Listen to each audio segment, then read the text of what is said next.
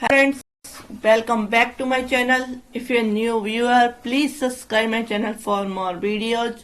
आज हम बात कर रहे हैं एक ऐसे जजमेंट की जिसमें कि कहा है कि लॉयर्स जो है, वकील जो है, उसको 6 महीने की जेल की सजा जो देना है वह उचित है। तो क्या पूरा केस है, क्या लॉयर्स को भी 6 महीने की जेल हो सकती है? तो ये सारा क्या मामला है, इसके बारे में आज चर्चा करेंगे इस वीडियो में कि ऐसा क्यों कहा सुप्रीम कोर्ट ने कि हाई कोर्ट द्वारा वकील को 6 महीने जेल की सजा देना उचित।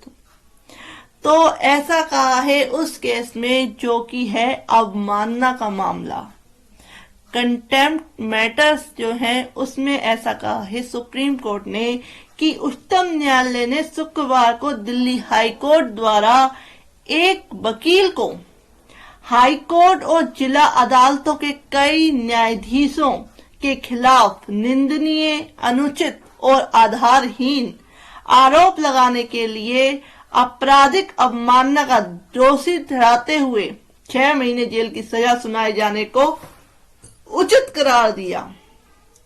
राष्ट्रीय राजधानी में मामले की सुनवाई करते हुए मुख्य न्यायाधीश DY चंद्रचूड़ की अध्यक्षता वाली पीठ ने यह मानते हुए कि वकील ने माफी मांग ली है, सजा को घटाकर पहले ही काट ली गई अवधि तक कर दिया।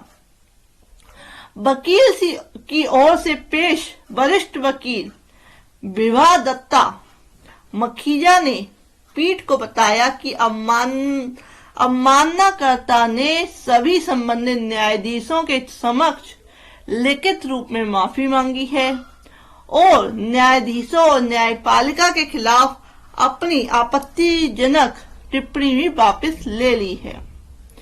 तो इसमें यह है कि अगर आप किसी तरह का अव्यवहारिक व्यवहार करते हैं कोर्ट में जाके, तो उसमें जो है एक वकील को 6 महीने की जेल दी गई थी और सुप्रीम कोर्ट ने भी उसको जस्टिफाइड किया, उचित ठहराया। आगे पीठ ने कहा कि हमारा विचार है कि दिल्ली हाई कोर्ट का आदेश उचित है। हालांकि बात के घटनाक्रम को ध्यान में रखते हुए हम सजा को पहले ही पूरा कर चुकी अवधि तक कम कर देते हैं, लेकिन 16 जनवरी को शीर्ष अदालत ने वकील को उन न्यायाधीशों से बिना शर्त माफी मांगने का निर्देश दिया था जिन्हें उन्होंने निशाना बनाया था, यह कहते हुए कि वह उनकी माफी की प्रकृति से संतुष्ट नहीं है।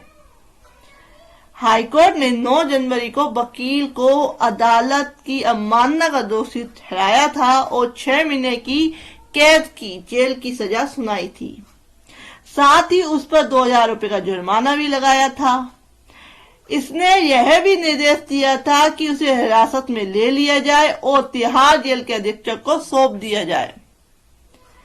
तो अपने फैसले में जो हाईकोर्ट ने कहा था, चूंकि अपमानजनक आरोप लगाने वाला वकील अदालत का एक अधिकारी था, इसलिए ऐसे कार्यों की दृढ़ता से जांच करना आवश्यक था। तो आप भी अगर एक वकील हैं तो सोच समझ के कोर्ट में बोलिए। आप बिना बेसलेस जो है ग्राउंड से जो है किसी भी जज पर या किसी भी तरह से आप आरोप लगाते हैं तो आपको इस तरह की सेंटेंस मिल सकती है। कंटेम्प्ट ऑफ कोर्ट हो सकता है, कंटेम्प्ट मैटर से रिलेटेड जो ये केस है। वकील ने जुलाई 2022 में हाईकोर्ट की एकल न्यायाधीश पीठ के समक्ष एक याचिका दायर की थी, जिसमें कई न्यायाधीशों पर मनमाने ढंग से, मनमर्जी से और पक्षपातपूर्ण तरीके से कार्य करने का आरोप लगाया था। उन्होंने अपनी याचिका में कई न्यायाधीशों का नाम लिया था और कहा था कि इस तरीके से जो है ये भ्रष्ट है या किसी तरह के जो है आधारहीन जो आरोप लगाए थे, इसलिए कोर्ट ने उसको 6 महीने की सजा दी थी। तो वह कहाँ गया? वह सुप्रीम कोर्ट गया वकील, और सुप्रीम कोर्ट जाने के बाद सुप्रीम कोर्ट ने भी उस आदेश को उचित ठहराया कि आप इस तरीके से अव्यवहारिक व्यवहार करते हैं अदालतों में, तो उस केस में आपको सजा हो सकती है। तो अगर आप या आप वकील हैं तो इसे सोच समझ कर कीजिए। और इस तरीके से जो आदेश आया है सुप्रीम कोर्ट का, इसमें जजों को क्या है और हिम्मत मिली है। और इस तरीके से जब वकील क्या है एब्यूसिव लैंग्वेज यूज करते हैं, तो उस केस में जो जज है, जो हाई कोर्ट के जज ने जैसे कि सेंटेंस दी थी लॉयर को, ऐसे ही अदर जज दे सकते हैं। तो सोच समझ के देखते हुए आप क्या करें, जो उचित आधार, अगर आधारहीन अगर आप किसी पे आरोप लगाते हैं, सबूतों के साथ लगाते हैं, प्रॉपर तरीके से लगाते हैं और सही लैंग्वेज का यूज करते हुए लगाते हैं, तो उस केस में आप बच सकते हैं। अदरवाइज अगर आप मिथ्या आरोप लगाते हैं, गलत आरोप लगाते हैं, फॉल्स क्या है, एक कोर्ट को उकसाने वाले काम पे क्या है, आप एक तरह से अगर आप बर्बर क्या है कम्युनिकेशन करते हैं कोर्ट के सामने, तो उस केस में आपको भी 6 मंथ की सजा हो सकती है, जो कि जस्टिफाइड किया है सुप्रीम कोर्ट ने। तो फ्रेंड्स, इस जो ये केस था जो कंटेम्प्ट मैटर का, इसमें ये बताया गया है। अगर आप मेरी इसी तरह की अदर वीडियो देखना चाहते हैं और मैंने जो क्रिमिनल लॉज में जो अमेंडमेंट्स हुए हैं, नया एक्ट जो आया है, दी भारतीय न्याय संहिता या भारतीय साक्ष्य अधिनियम या भारतीय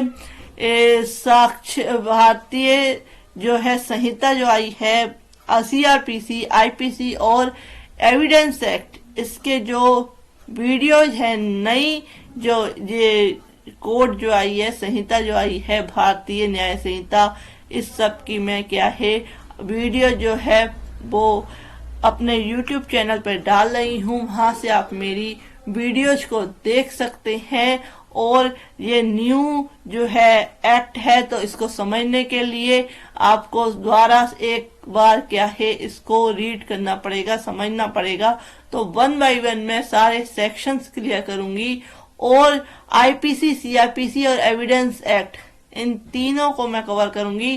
जो न्यू 2023 की है जो, उसको मैं कवर करूंगी। तो आप मेरे चैनल की प्लेलिस्ट में जाके, कुछ वीडियो अपलोड हो चुकी हैं, तो वहां से आप देख सकते हैं। आप अगर लेटेस्ट जजमेंट देखना चाहते हैं तो मेरे चैनल की प्लेलिस्ट में जाके लेटेस्ट जजमेंट से रिलेटेड वीडियो जो है आपको मेरे चैनल पर प्रोवाइड हो जाएगी। आपको मेरे चैनल की प्लेलिस्ट में जाना पड़ेगा, वहां पे आपको बहुत सारी प्लेलिस्ट मिल जाएंगी।